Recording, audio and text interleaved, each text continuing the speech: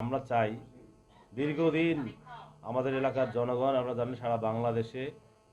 মানুষের প্রত্যাশা অনুযায়ী নির্বাচিত হতে পারেনি এমপি মহোদয়গণ। তা আপনাদের কাছে আমাদের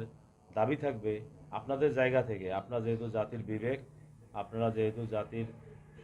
গুরুত্বপূর্ণ ভূমিকা পালন করেন সবসময়, এবং বিভিন্ন সময় আপনারা মানে ভালো কিছুর জন্য সবসময় সাথে থাকেন। এই জন্য আমার প্রত্যাশা হবে আপনারা এই নাগেশ্বরী ভঙ্গামারি কচাকাটার সাধারণ মানুষের চাওয়া অনুযায়ী নিরপেক্ষভাবে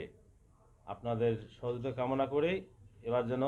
একটা শান্তিপূর্ণ পরিবেশে সকলে ভোট দিতে পারে এবং সুষ্ঠু নির্বাচনের মাধ্যমে আমরা যে এই আসনে